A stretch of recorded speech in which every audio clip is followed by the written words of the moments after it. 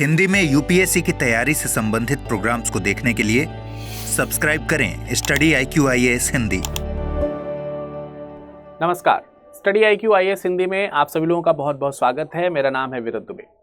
दोस्तों, यहाँ पर आज एक खबर है जो हिस्ट्री, आर्ट एंड कल्चर के लिए इम्पॉर्टेंट है, बट इसके अलावा किसी और विषय के साथ भी हम क्या इस खबर को जोड़ करके देख सकते हैं। आइए एक बार डालते हैं इस पर नजर।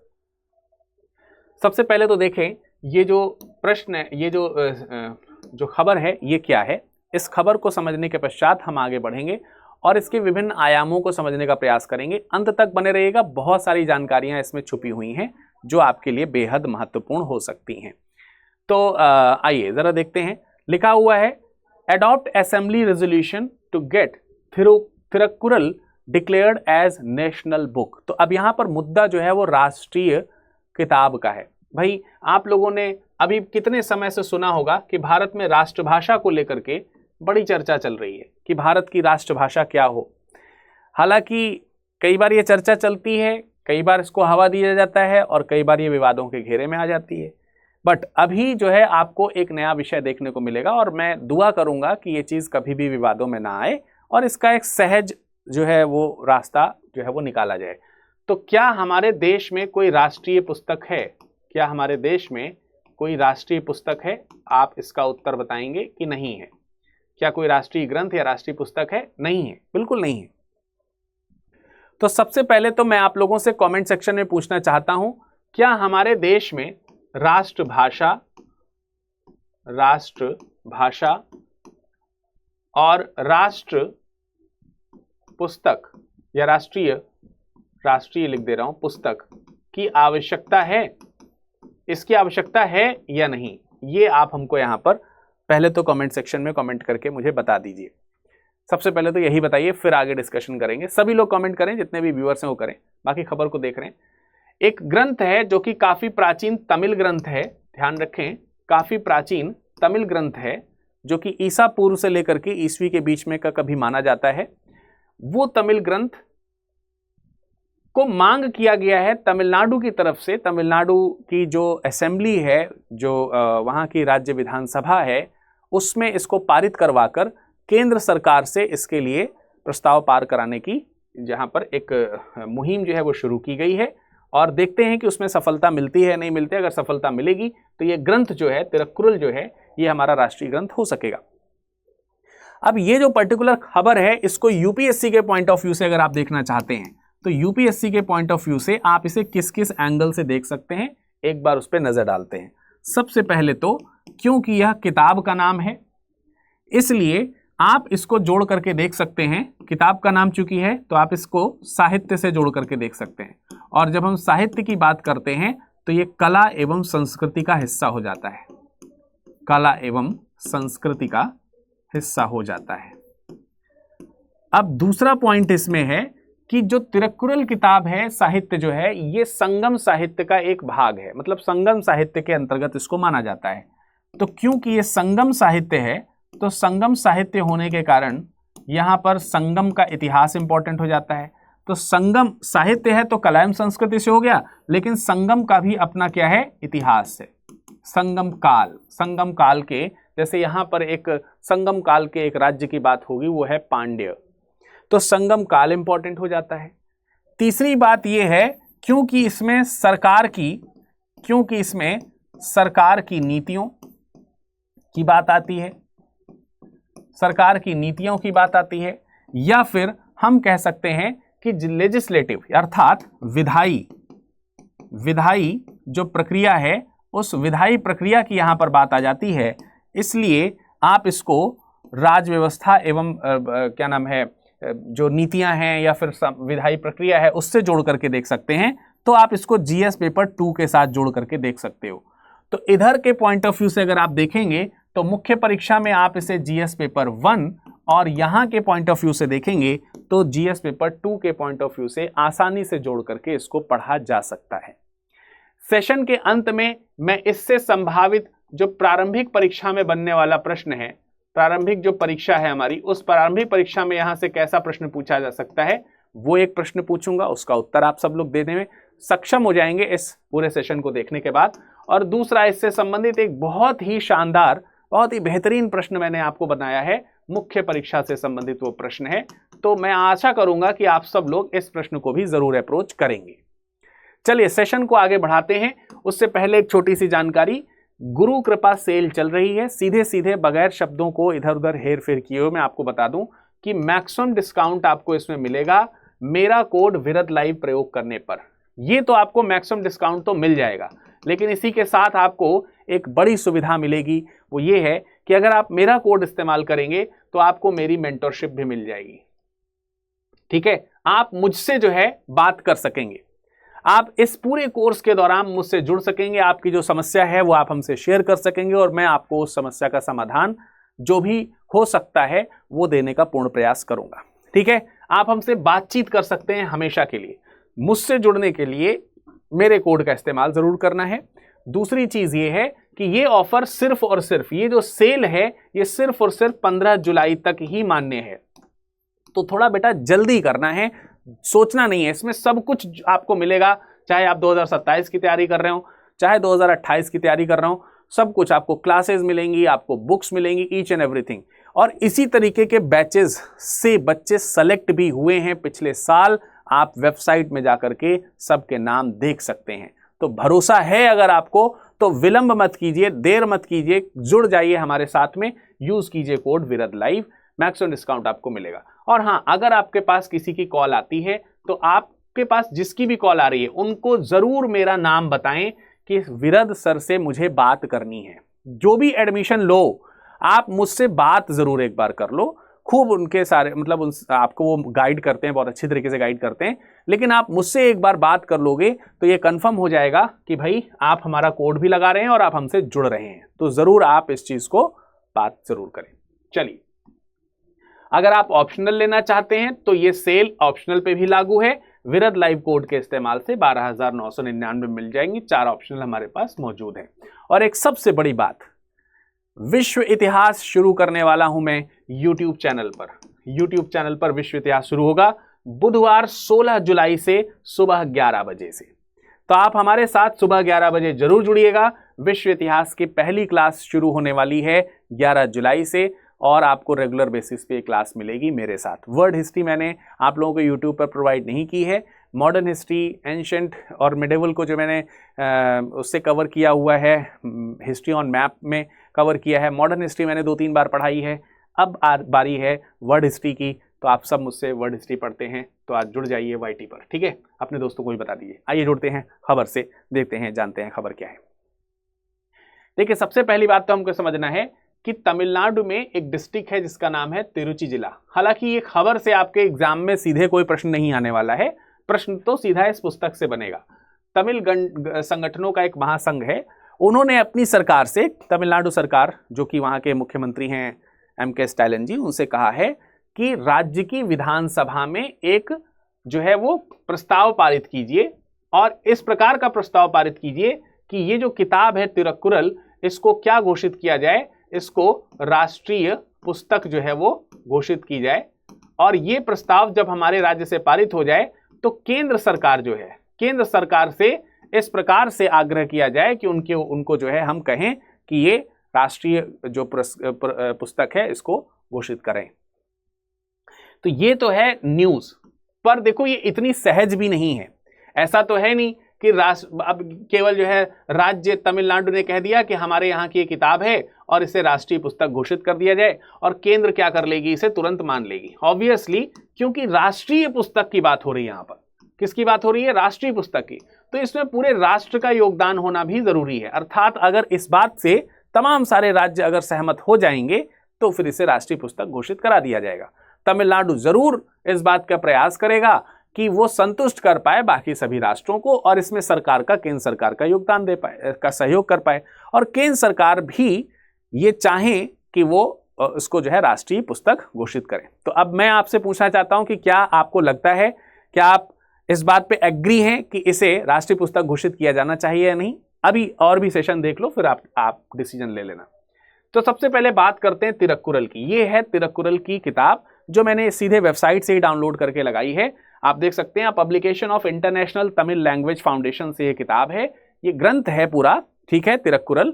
और ये तिरुक्कुरल ग्रंथ जो है वो तिरुवल्लुवर के आदर्शों पर आधारित है। अर्थात इसके जो लेखक हैं उन्होंने ये लेखक का नाम है तिरुवल्लुवर। इनको शॉर्ट में वल्लुवर भी कहा जाता है, तिरुवल्लुवर या वल्लुवर, ये भी इनका नाम है। और तिरुवल्लुवर जो हैं वहां पर साधु संत के तौर पर तो जाने ही जाते हैं, उनको वहां पर देवता का दर्जा प्राप्त है। तमिलियंस जो हैं वो इनको देवता के दर्जा देते हैं। द्रविडियंस इनफैक्ट हम पूरा कहेंगे कि द्रविड़ जो हैं वो पूरा इनको देवता का दर्जा देते हैं। तिरुक्कुरल को शॉर्ट में कुरल भी कहा जाता है। तो शॉर्ट में इस ग्रंथ को कुरल और शॉर्ट में इनके राइटर को वल्लुवर का दर्जा भी, मतलब वल्लुवर भी जो है कहा जाता है। तो एक तो यहां पर यह कहा गया कि भाई विधानसभा में इसको पारित करा के केंद्र के ऊपर दबाव डाला जाए कि इसको राष्ट्रीय पुस्तक घोषित करें। दूसरा, तमिलनाडु सरकार से यह भी अपेक्षा की गई है कि तमिलनाडु में जो तमिलनाडु लोक सेवा आयोग की जो परीक्षा हो, उस तमिलनाडु लोक सेवा आयोग की परीक्षा में इस ग्रंथ को एक विषय के तौर पर सम्मिलित किया जाए। तो ये तो है खबर। अब आइए इसके दूसरे यूपीएससी से संबंधित आयामों को समझते हैं। हम समझते हैं सबसे पहले तिरुक्कुरल जो पुस्तक है उसके बारे में। ये तिरुक्कुरल पुस्तक जो है, आइए उसके बारे में समझते हैं। इसको अगर आप भाषित करने का प्रयास करेंगे, अगर आप परिभाषित करें या फिर इसके शाब्दिक अर्थ को निकालने का प्रयास करें, तो इसका मतलब है पवित्र दोहे, जो कि तमिल में लिखे गए हैं। इसमें लिखे गए हैं तमिल में। तो इस पुस्तक की भाषा जो है वो क्या है बेटा? इस पुस्तक की भाषा तमिल है। क्लासिकल बुक है, एक शास्त्रीय मतलब पुरानी प्राचीन ग्रंथ है, इसमें कोई दो राय नहीं है।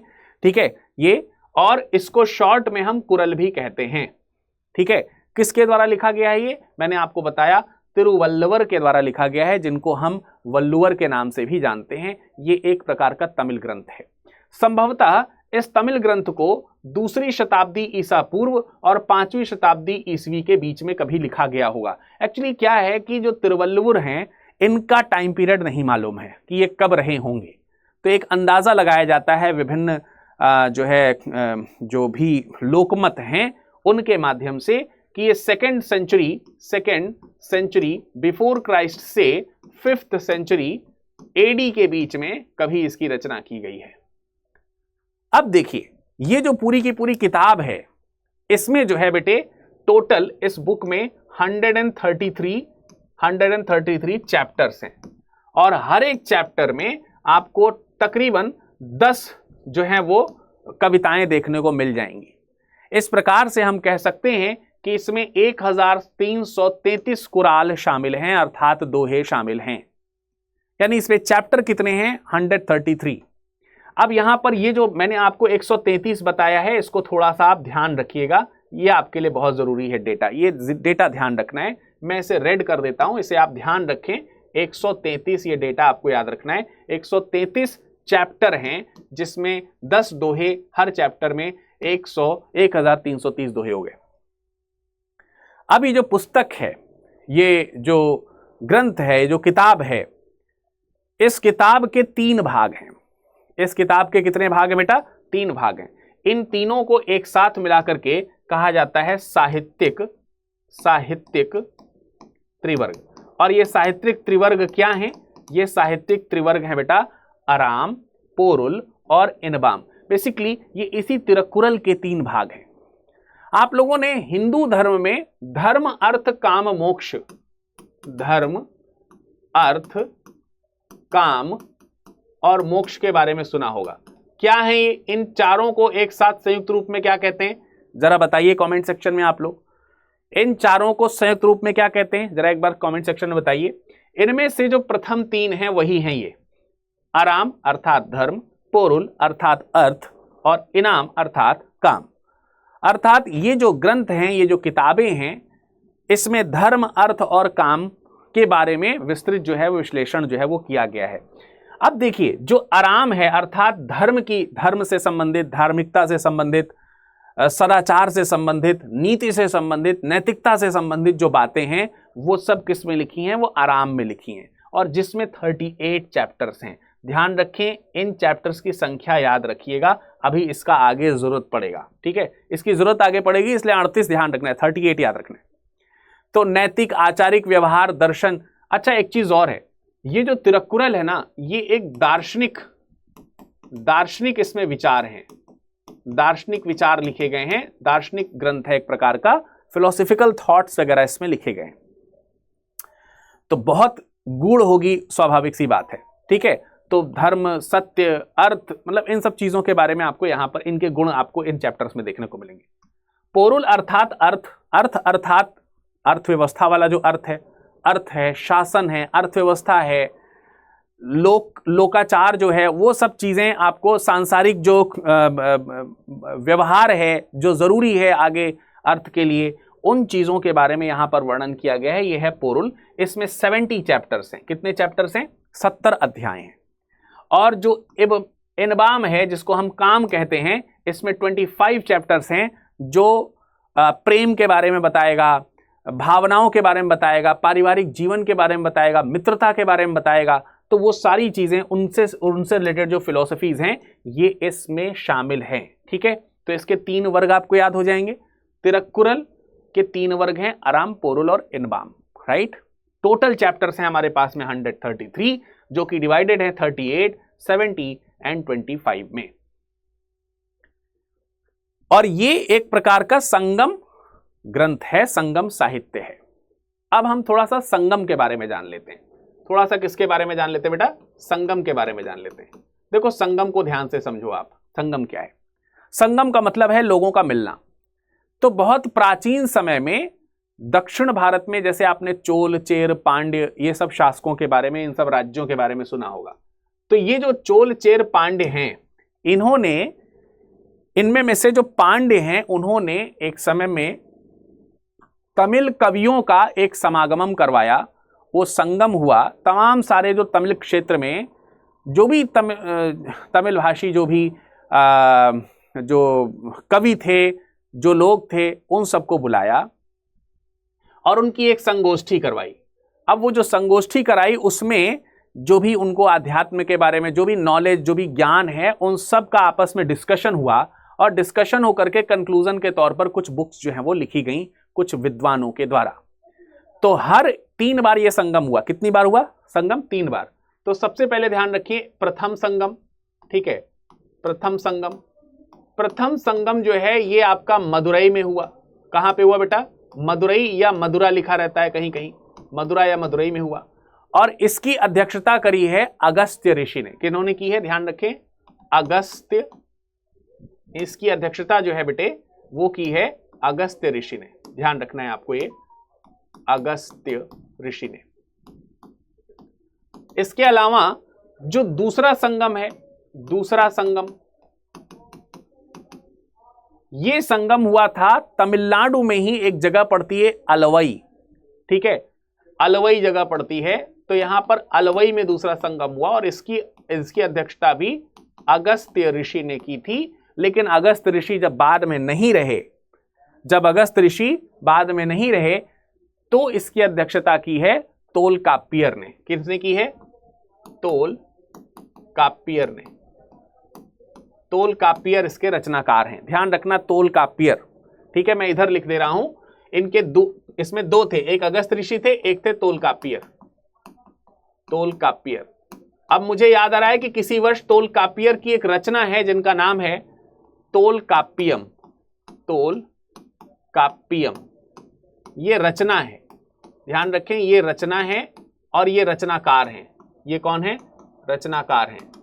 तो इन्होंने जो रचना लिखी है तोलकाप्पियम, ये तमिल व्याकरण है। क्या है बेटा? ये तमिल व्याकरण। इसे तमिल व्याकरण माना जाता है। और जो पहला संगम हुआ, उस पहले संगम की कोई भी ज्ञात रचना नहीं है, अभी उपलब्ध नहीं है। लेकिन दूसरे संगम जो हुआ, ये इस दूसरे संगम की केवल यही एकमात्र ज्ञात रचना है, जिसका नाम है तोलकाप्पियम। और जो तीसरा संगम हुआ, वो फिर हुआ मदुरई में। तीसरा संगम जो है बेटा हुआ, वो फिर कहां हुआ? मदुरई में। और इसकी अध्यक्षता की है नक्कीर ने, ठीक है। किन्होंने? लिख दे रहा हूं, नक्कीरर ने, सॉरी, नक्कीरर या नक्करीर कहीं कहीं लिखा रहता है। तो इन्होंने इसकी अध्यक्षता की है और इसके बहुत सारे साहित्य जो है वो उपलब्ध हैं और ये भी मदुरई में है। अब ये जो आप देखते हैं, जो ये जो तीनों संगम में जो साहित्य जो तैयार किए गए, इन्हीं को हम लोग क्या बोलते हैं, इन्हीं को बोलते हैं बेटा संगम साहित्य। तो आई होप कि आपको संगम साहित्य क्या है ये समझ में आ गए होंगे। इनमें संरक्षक राजा जो थे वो सब पांड्य राज्य से थे। समझ में आ रही बात। अब यहां पर एक चीज हमको ध्यान रखना है, एक चीज जो बहुत इंपॉर्टेंट है। संगम साहित्य जो हैं, उन संगम साहित्यों को हम 3 भागों में बांटते हैं। पूरे के पूरे संगम साहित्यों को हम 3 भागों में बांटते हैं बेटा। कितने भागों में बांटते हैं? 3 भागों में बांटते हैं। अब ये 3 भाग कौन कौन से हैं? एक है पत्तु पात्तु। अब थोड़ा बोलने में आपको हो सकता है दिक्कत हो, बट आप मेरे साथ रिपीट करेंगे तो आ जाएगा। एक है पत्तु पात्तु। ये जो पत्तु पात्तु है ये 10 कविताओं का संग्रह है। 10 कविताओं का संग्रह है, ध्यान रखें, ये 10 कविताओं का संग्रह है। दूसरा खंड कहलाता है इत्थु थोक्कई। क्या कहलाता है बेटा? इत्थु थोक्कई। इत्थु थोक्कई जो है ये 8 कविताओं का संग्रह है। और तीसरा है बेटा, तीसरा है आपका पदिनेन कील कनक्कनु।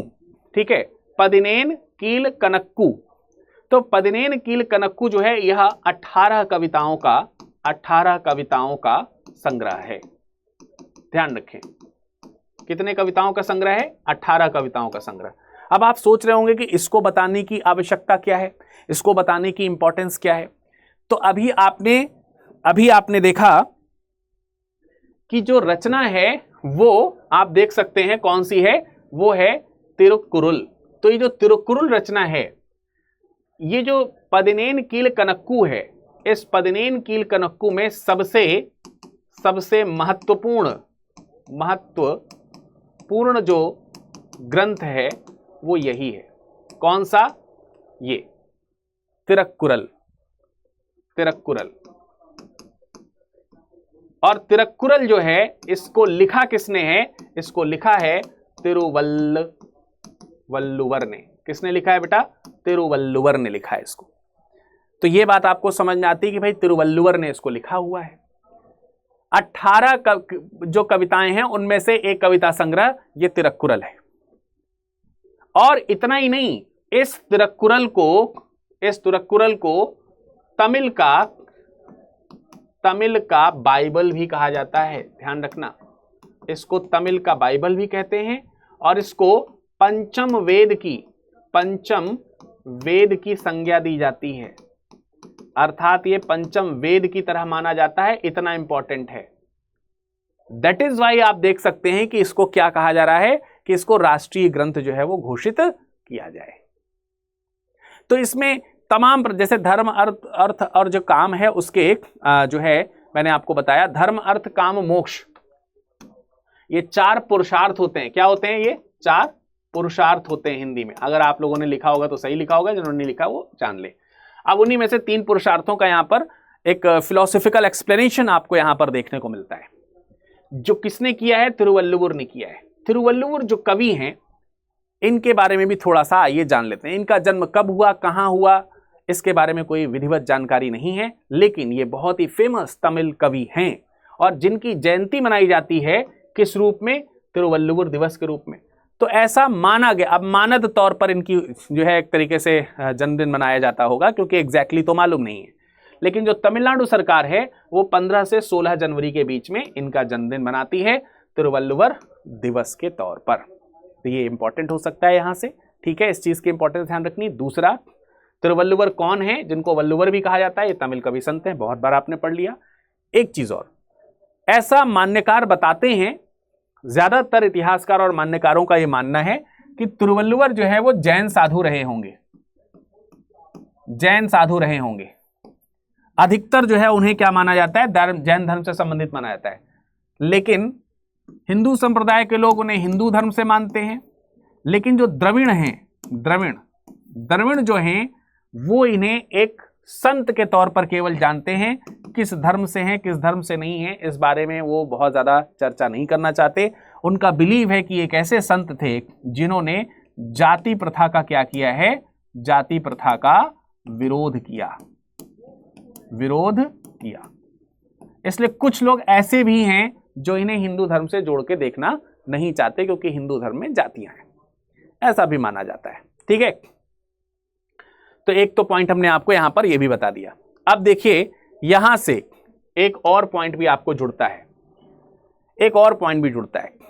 अगर आप लोगों को याद हो, जैसे जो हम अभी हमारे प्रधानमंत्री हैं नरेंद्र मोदी जी, जब कभी भी इलेक्शंस होते हैं लोकसभा के, यानी कि जिसके बाद प्रधानमंत्री का पद तय होता है, तो जब इलेक्शंस हो जाते हैं और रिजल्ट जब आता है तो उसके बीच का जो समय होता है उसमें आपने देखा होगा तीनों बार मोदी जी जो है कहीं ना कहीं चले जाते हैं, मतलब कहीं मंदिर चले जा रहे हैं, कहीं पर, ठीक है, अध्यात्म से जुड़ने के लिए। तो इस बार जब 2024 का इलेक्शन हुआ था तो वो दक्षिण भारत में तमिलनाडु गए थे और तमिलनाडु में विवेकानंद रॉक मेमोरियल गए थे। तो मैंने खैर तब विवेकानंद रॉक मेमोरियल को कवर किया था। उसी विवेकानंद रॉक मेमोरियल के सामने कन्याकुमारी में एक बड़ी सी मूर्ति बनाई गई है, रखी गई, स्टैब्लिश की गई है, वो है तिरुवल्लुवर प्रतिमा, उसको बोलते हैं तिरुवल्लुवर प्रतिमा। तो तिरुवल्लुवर प्रतिमा जो है वो स्टैब्लिश है कन्याकुमारी में, एकदम जो आपका जो विवेकानंद रॉक मेमोरियल जो है उसके ठीक सामने जो है वो बनाया गया है। अब ये है क्या, उसको भी मैं आपको दिखा देता हूं, बता देता हूं। सबसे पहले यहां पर ध्यान रखना, आइए दिखाई देता हूं। उससे पहले देखिए ये मूर्ति आप देख रहे होंगे, ये है विवेकानंद रॉक मेमोरियल की मूर्ति, माफ कीजिएगा तिरुवल्लुवर की मूर्ति। तिरुवल्लुवर की जो मूर्ति है ये आपको यहां पर आपको विवेकानंद रॉक मेमोरियल दिख रहा है, इसके ठीक सामने आपको ये मूर्ति देखने को मिल रही है। तो ये दोनों आमने सामने ही हैं, ठीक है, ये दोनों एकदम आमने सामने ही हैं। तो आप यहां पर इस मूर्ति की विशालता देख रहे होंगे, ऊपर से नीचे तक अगर आप देखेंगे तो ये मूर्ति एक चबूतरे पर स्टेब्लिश है। ये एक बड़ा सा क्या है, चबूतरा है, आपको देखने को मिल रहा है। ये जो चबूतरा है, ये जो प्रतिमा है, इस प्रतिमा में अगर आप देखेंगे तो ये चबूतरा जो है तकरीबन 38 फीट का है। कितने फीट ऊंचा है? 38 फीट, 38 फीट ऊंचाई है इसकी। और अगर इसके ऊपर ये जो हिस्सा है, ये जो मूर्ति वाला जो हिस्सा केवल आप देख रहे हैं, ये तकरीबन 95 फीट जो है, तकरीबन नहीं 95 फीट ही ऊंचा है ये। और जरा इन दोनों को एक बार जोड़िए और जोड़ करके आंसर बताइए कितना हुआ।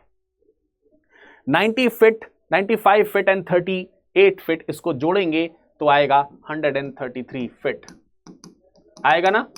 8 5 13, 9 और 3 12 और 1 13, ये है, ठीक है। तो अब देखिए ये जो पूरी की पूरा स्ट्रक्चर है, इसमें नीचे की ओर कुछ मंडपम बना हुआ है, इसको बोलते हैं अथरापीडम, ठीक है। यानी ये जिसके ऊपर चबूतरा है, उस चबूतरे का जो बेस है, ये जो रेड कलर का और जो नीचे का हिस्सा आपको देखने को मिल रहा है, ये अथरापीडम कहलाता है, अथरापीडम।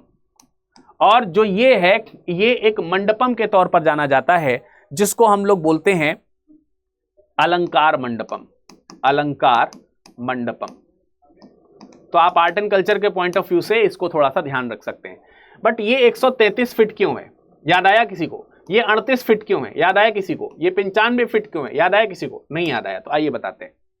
चबूतरा 38 फीट ऊंचा है, मूर्ति 95 फीट ऊंची है। अब मूर्ति जो 95 फीट ऊंची है, इसको जरा ब्रेक कीजिए, इसको ब्रेक कीजिए 70 + 25 में। अब जरा याद आया, 70 25 38 क्या है ये? मैंने कहा था याद रखना, 38 70 25 133 133। अब कैलकुलेशन समझ में आई क्या है?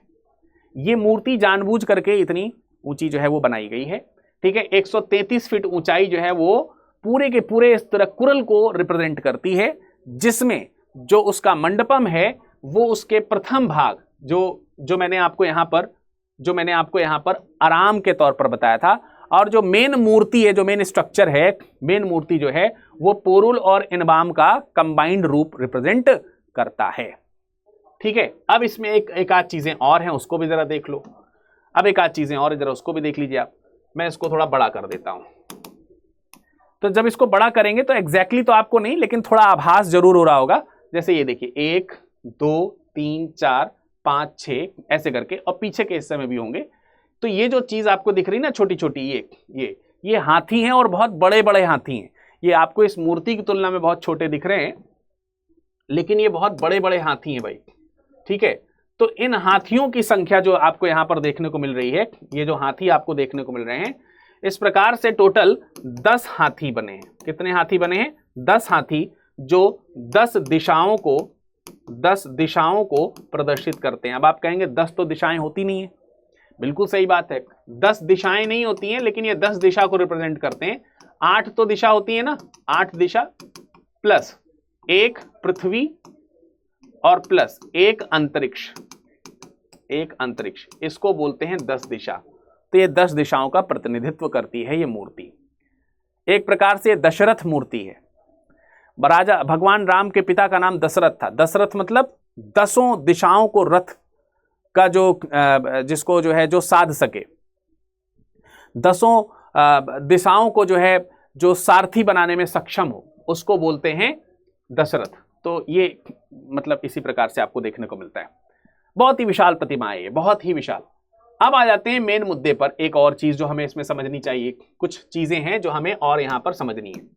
जैसे अब यहां पर मैं आपसे ये पूछना चाहता हूं कि तमिलनाडु की मांग हुई, तमिलनाडु जो है उसकी मांग है कि इसे राष्ट्रीय पुस्तक घोषित किया जाए। अब इसको यहां से ध्यान से सुने, इसे राष्ट्रीय पुस्तक घोषित किया जाए। अब इसको थोड़ा सा पॉलिटी के पॉइंट ऑफ व्यू से, पॉलिटी के विजन से समझने का प्रयास करते हैं। अब अगर इसे हम राष्ट्रीय पुस्तक घोषित कर देते हैं तो सरकार के सामने एक पॉजिटिव और निगेटिव तरीके से अगर मैं पूछूं तो क्या क्या चीजें आपके दृष्टिकोण में आ सकती। जैसे पॉजिटिवली अगर हम समझें तो अगर ये ऐसा हो गया कि तमिलनाडु के द्वारा प्रस्तावित यह पुस्तक राष्ट्रीय पुस्तक अगर बन गई, तो निस्संदेह ये भारत के संघीय संरचना जो है उसको कहीं ना कहीं रिप्रेजेंट करेगी, उसको कहीं ना कहीं सपोर्ट करेगी। भारत की संघीय संरचना का मतलब भारत राज्यों का संघ है, राज्यों से भारत है, राज्यों को मिला करके भारत बना हुआ है। राज्यों को मिला करके मतलब भारत जो है वो राज्यों का एक संघ है, मतलब उसके अंदर अलग अलग राज्य हैं, अगर हम सही शब्द का इस्तेमाल करें तो हर एक राज्य की अपनी इंपॉर्टेंस। जैसे कहते हैं ना, पिता का सब कुछ पुत्र का है, पुत्र का सब कुछ पिता का है, राज्यों का सब कुछ भारत का है, भारत का सब कुछ राज्यों का है, तो वैसी चीज है। तो भाई अगर भारत राष्ट्रीय पुस्तक अगर एक राज्य की जो प्रमुख धार्मिक ग्रंथ है उसको रिप्रेजेंट करता है, तो ये कहीं ना कहीं संघ के साथ एक बेहतरीन जुड़ाव, एक बेहतरीन कनेक्शन को रिप्रेजेंट कर रहा होगा। करेगा कि नहीं करेगा? करेगा। तमाम सारी भाषा और संस्कृतियां जो हैं, देखिए आप यहां पर समझिए, संविधान के तौर पर भी अगर आप देखें, संविधान में भी इस बात का प्रावधान है कि जो भी राज्य हैं और जो मतलब राज्य भी हैं और किसी भी धर्म जाति या अल्पसंख्यक वर्ग के लिए सब तरह से अगर आप देखें तो उनको अपनी जो संस्कृति है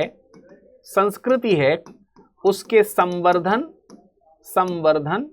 एवं संरक्षण का अधिकार है कि नहीं? संरक्षण का अधिकार है।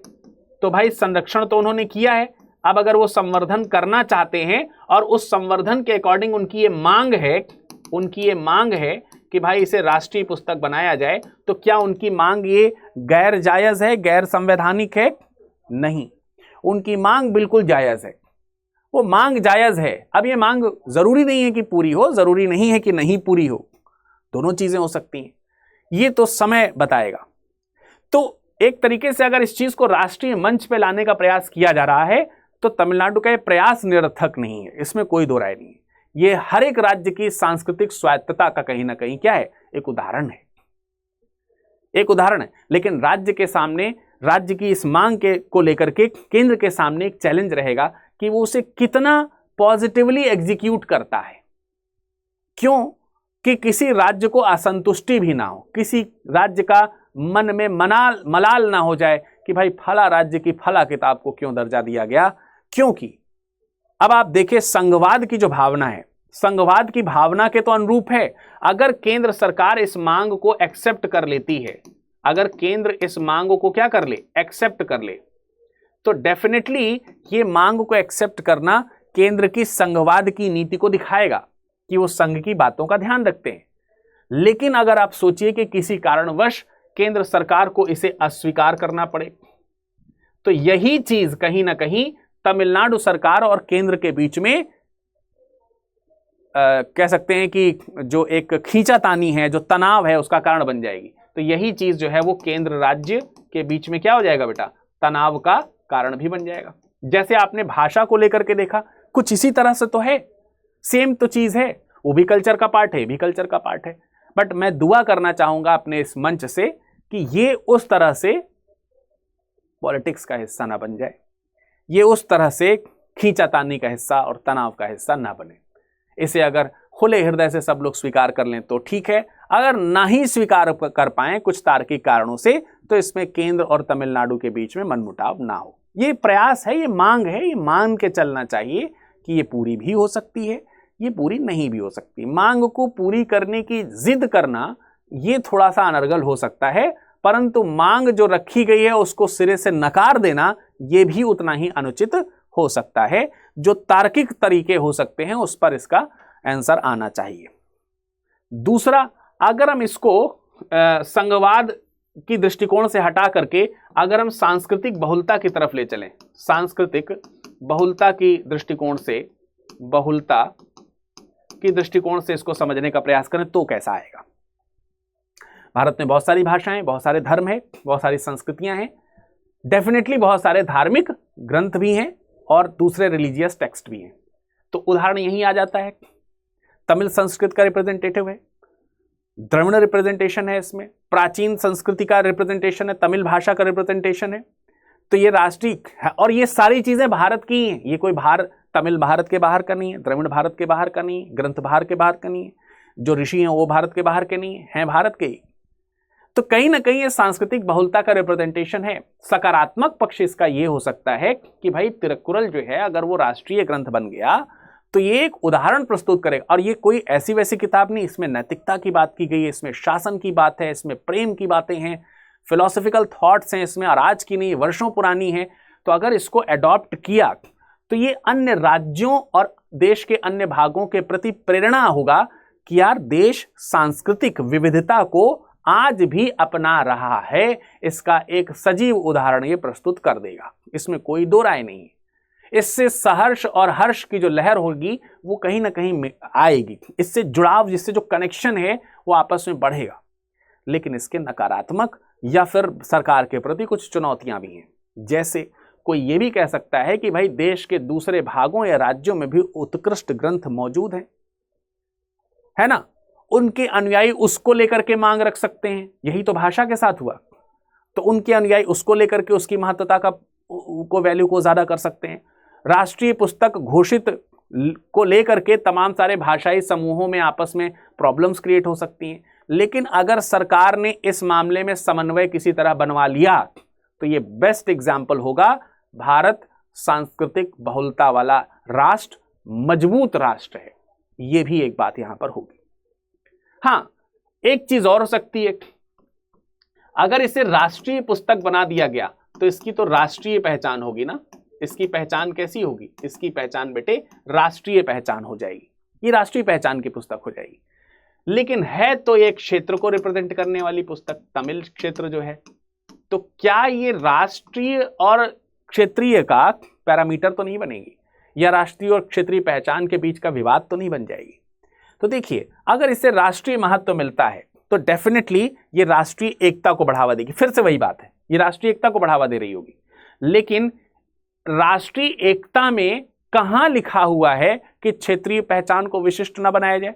हमारे देश में हर जगह अपने क्षेत्र की विशिष्ट पहचान है, बन रही तो बनने दीजिए, क्या दिक्कत है? समझ में आ रही कि नहीं बात आ रही? तो अंततः अगर आपको ये समझना है तो आपको ये समझ में आना चाहिए, मतलब आपके समझ में विकसित होना चाहिए कि अगर सभी राज्य, केंद्र को इसमें करना क्या चाहिए? केंद्र को इसमें सभी राज्यों से मिल करके पूछना चाहिए, बहुमत सहमति की तरफ बढ़ना चाहिए, कदम आगे रखना चाहिए।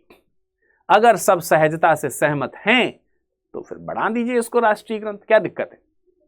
और इससे जब हमारी ये राष्ट्रीय ग्रंथ होगा तो लोग इसको पढ़ेंगे, जानेंगे, समझेंगे, इसे अडॉप्ट करने का प्रयास करेंगे। तो जो दूरी बनी हुई है वो दूरी काफी हद तक कम हो जाएगी। हम उसे अडॉप्ट करने, भाई अगर आप इसे राष्ट्रीय ग्रंथ, अब कोई राज्य कहे कि हमको तो कुछ मिला नहीं, तो भाई आप अपने राज्य का कुछ और राष्ट्रीय चीज की तरफ आकर्षित करवाइए, है ना। किसकी किसी राज्य का पशु राष्ट्रीय हो जाए तो किसी का पक्षी राष्ट्रीय हो जाए, तो किसी की भाषा राष्ट्रीय हो जाए, किसी की पुस्तक राष्ट्रीय हो जाए, मतलब कुछ भी, किसी की जो है नृत्य जो है राष्ट्रीय हो जाए, किसी का संगीत राष्ट्रीय हो जाए। ऐसी चीज़ों का मांग करके विविधता में एकता में पिरोइए भारत को। इसमें दूरी करने की क्या जरूरत है? न तुम्हारी भाषा राष्ट्रीय बनने देंगे, ना अपनी भाषा राष्ट्रीय बना पा रहे हैं, न तुम्हारी पुस्तक को राष्ट्रीय बना पा रहे हैं, ना अपनी पुस्तक को राष्ट्रीय बना पा रहे हैं, ना तुम्हारा नृत्य राष्ट्रीय हो रहा है, ना हमारा नृत्य राष्ट्रीय हो रहा है। इससे क्या होगा? इससे भारत का जो एक मूल आचार है, मूल जो विचार है, वो क्या हो जाएगा? वो दूर होता जाएगा। इससे भारत अंदर अंदर कमजोर होगा, और हमें कमजोर नहीं बनना है, हमें मजबूत बनना है। मजबूत बनने का रास्ता भी हमारे साथ है। किसी का कुछ मान लो, किसी का कुछ मान लो, किसी का कुछ मान लो, और सबका कुछ ना कुछ माने। ऐसा नहीं कि किसी एक ही राज्य, एक ही जगह की संस्कृति को सब लोग जबरदस्ती मानने के लिए तैयार हो। सभी राज्य सभी का जो कुछ है मान सकते हैं, और किसी तर्क के आधार पर, किसी न किसी तर्क के आधार पर, तो बड़ा अच्छा रहेगा। ठीक है, तो आई होप कि आपको ये सारी चीजें समझ में आ गई होंगी। आइए जरा इस प्रश्न की तरफ बढ़ते हैं, जो ये प्रश्न मैंने आपको यहां पर दिया है। प्रश्न है, तिरुक्कुरल के संदर्भ में निम्नलिखित रत्नों पर विचार कीजिए। यह ग्रंथ कुल 1330 दोहों यानी कुरल का संग्रह है। इसे 3 भागों आराम, पोरुल और इनबाम में विभाजित किया गया है। तिरुक्कुरल की रचना संस्कृत भाषा में की गई थी। इसे तमिल साहित्य का पंचम वेद कहा जाता है। इनमें से कौन सा सही है? इसका सही उत्तर जानने के लिए आप हमारे टेलीग्राम से जुड़िए। हमारा टेलीग्राम है VIRAD LIV। बाकी आप लोग इसका सही उत्तर दें, ठीक है। इनफैक्ट आप हमें विरद नाम से कहीं पर भी खोजिए, मैं आपको मिल जाऊंगा। विरद लाइव लगा देते हैं तो ये मेरा कोड बन जाता है। और हाँ, कोड को लेकर के मैंने आपको बताया है कि मेरा कोड लगाने से अगर आप एडमिशन लेंगे तो आप मुझसे सीधे तौर पर हमेशा बैच से जुड़े रहेंगे। कोई भी समस्या होगी आप हमसे बात कर सकेंगे। आपके लिए मैं मेंटोर का काम करूंगा। कोई भी चीज़ है मैं आपको मतलब प्राप्त हो पाऊंगा। दूसरी बात है कि अगर आपके पास में किसी के भी कॉल आए तो एक बार ज़रूर उनसे रिक्वेस्ट करें कि हम एडमिशन लेंगे, लेकिन विरद सर से बात करके ही लेंगे। तो आप ज़रूर इस चीज़ को रखें। यकीन मानिए कि जितना भी आपको प्राइस बताया जा रहा है डिस्काउंट करके, वो इस पर भी मिलेगा, और इसी पर आप लेने से आप फायदे आपको रहेंगे कि आप मुझसे जुड़ पाएंगे। तो बेहतर है कि आप उनसे एक बार, और इस चीज़ का आश्वासन पाने के लिए कि आप सही जगह बात कर रहे हैं कि नहीं, आप स्टडी IQ से सही तरीके से जुड़ रहे हैं कि नहीं जुड़ रहे हैं, तो बेहतर तरीका ये है कि जिससे भी आप बात करें उनसे बोलें कि मैं पहले विरद सर से बात करूंगी, उसके बाद ही एडमिशन लूंगा या एडमिशन लूंगी, अदरवाइज ठीक है। तो आपकी ज़रूर बात हो जाएगी और आप इंश्योर हो पाएंगे, आप हमसे जुड़ पाएंगे, और बेहतर तरीके से हम और आप आगे बढ़ पाएंगे, एक दूसरे को सहयोग कर पाएंगे। ठीक है, तो आप आगे। अब मुख्य परीक्षा का प्रश्न जरा देखिए यहाँ पर क्या हो सकता है, जो गवर्नेंस एंड पॉलिसी से हमने बनाया है। राज्य सरकार द्वारा तिरुक्कुरल को राष्ट्रीय पुस्तक घोषित करने के प्रयासों को संघीय संरचना और सांस्कृतिक बहुलता के दृष्टिकोण से विश्लेषित कीजिए। क्या इस प्रकार की पहल राष्ट्रीय एकता को बढ़ावा देती है या क्षेत्रीय पहचान को प्रमुख बनाती है? मेरे ख्याल से मैंने इसका उत्तर जो है आपको अच्छी तरीके से समझा दिया है। अब आप इसको 250 शब्दों में प्रयास कीजिए और लिख करके हमें उत्तर भेजिए virad.dubey@studiiq.com। जो भी उत्तर भेजिए वो हमेशा PDF में भेजिए, PDF में, ठीक है। फोटो में भेजेंगे तो मैं नहीं चेक करूंगा, PDF में भेजेंगे तो चेक कर दिया जाएगा, ठीक है। जाने से पहले एक बार फिर से बता देना चाहता हूं कि गुरु कृपा सेल खत्म होने वाली है 15 जुलाई को, तो आज ही इनरोलमेंट करा लें तुरंत, ठीक है। 2027-28 का बेहतरीन बैच चल रहा है, चाहे हिंदी में हो, चाहे इंग्लिश में हो, चाहे बुक लेनी हो, चाहे स्टेट की तैयारी करनी हो। स्टडी IQ से आपको कुछ भी खरीदना है, विरद सर से बात कर लीजिए, विरद सर का कोड लगा लीजिए, वो है विरद लाइव, ठीक। देन यूज द कोड विरद लाइव। 15 जुलाई 2025 को ये क्लोज हो रहा है, तो ठीक है। आप हमें व्हाट्सएप भी कर सकते हैं, ठीक है, और ये हमारा इंस्टाग्राम, टेलीग्राम और ये सब चीजें। चलिए, आपका समय शुभ हो। इन्हीं शुभकामनाओं के साथ आगे बढ़ते हैं। धन्यवाद। स्टडी IQ IAS, आपका सिलेक्शन हमारा मिशन।